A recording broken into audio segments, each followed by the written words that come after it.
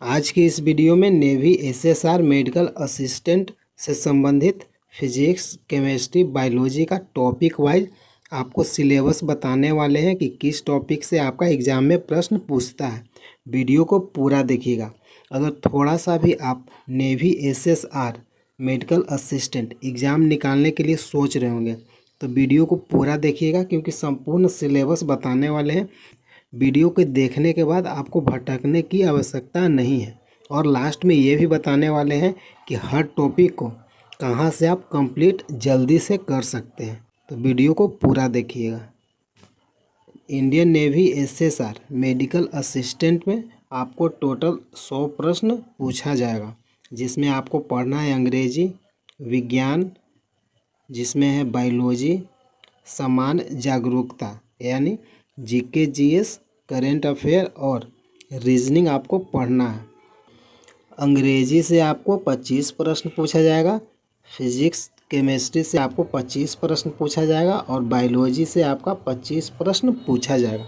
GK, GS, current affair और reasoning से total 25 प्रश्न पूछा जाएगा।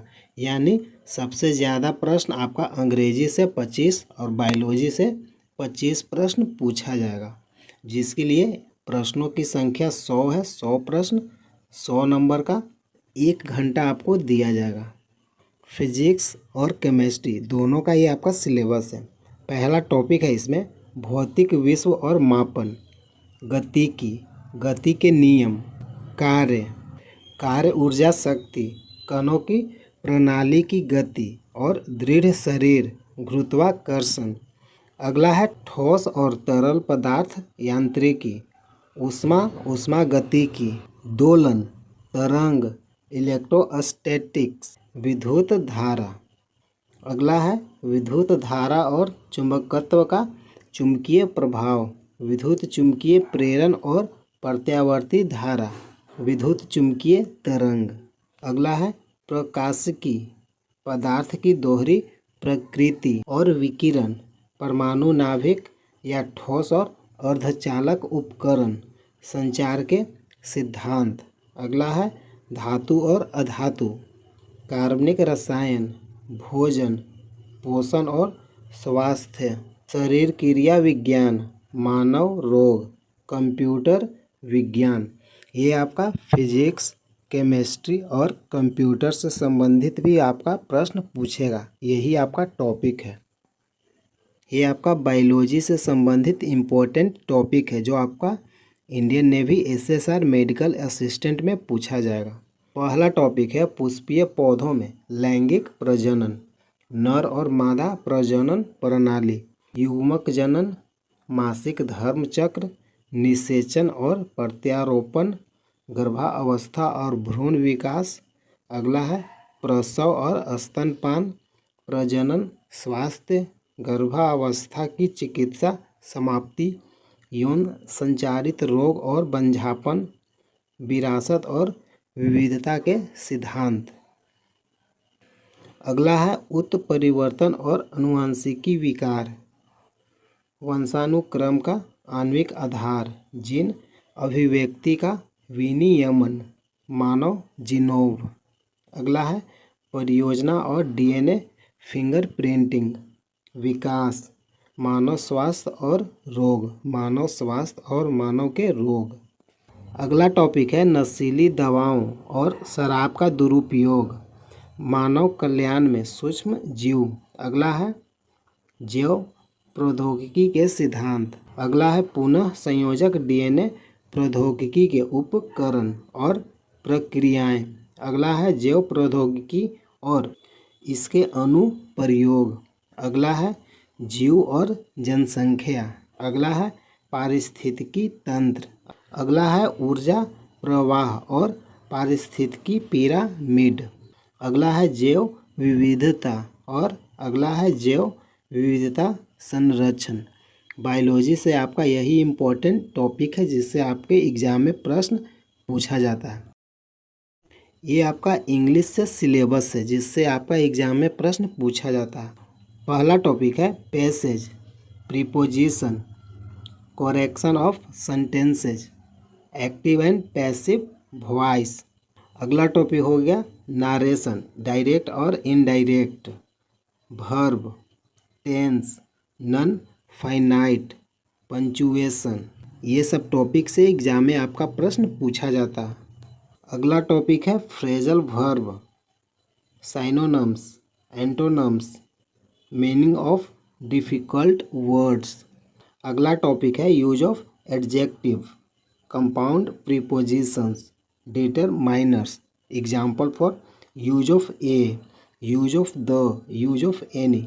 इस टाइप के प्रश्न आपसे पूछा जाएगा फिलिंग द ब्लैंक्स के रूप में। कहाँ ए का प्रयोग होगा, कहाँ द का प्रयोग होगा, कहाँ एनी के, इस टाइप का डिटरमाइनर्स आप टॉपिक को पढ़ लीजिएगा। और प्रोनाउन को आप पढ़ लीजिएगा। प्रोनाउन से भी आपका प्रश्न सिंपल प्रश्न रहता है। इंग्लिश का आपका यही इम्पोर्टेंट टॉपिक है जिससे आपका एग्जाम में 25 प्रश्न पूछा जाता है। जीके, जीएस, करेंट अफेयर से संबंधित ये आपका सिलेबस है।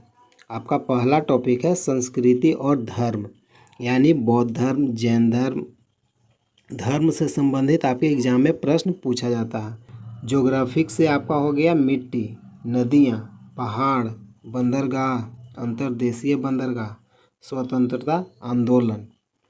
अगला टॉपिक है खेल, यानी करेंट अफेयर से भी आपका प्रश्न पूछा जाएगा, जैसे चैम्पियनशिप, विजेता, शर्तें, खिलाड़ियों की संख्या। खिलाड़ियों की संख्या से मैंने एक वीडियो बना दिया है, आप जाकर देख सकते हैं।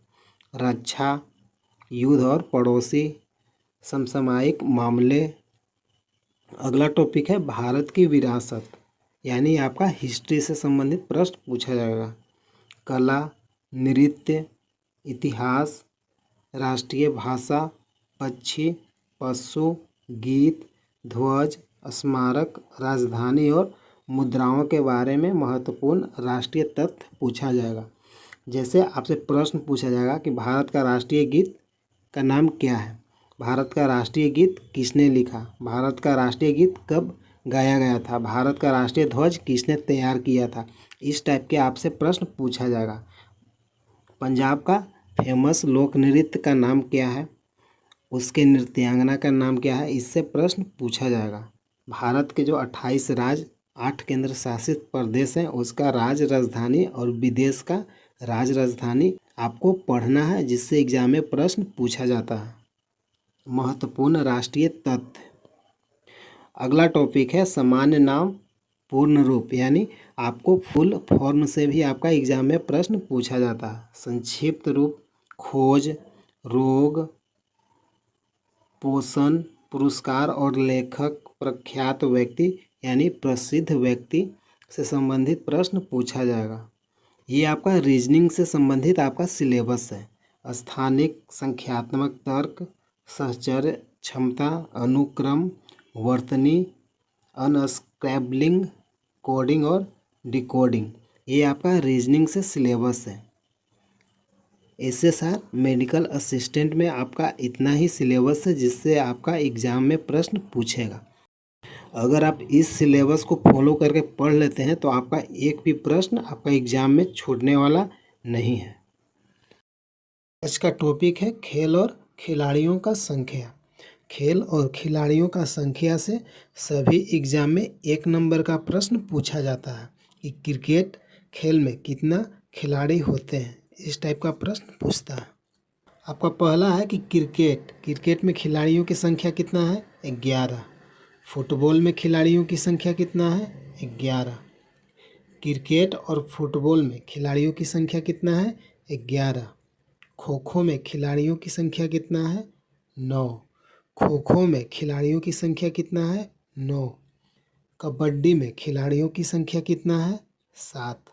कबड्डी में खिलाड़ियों की संख्या कितना है, 7।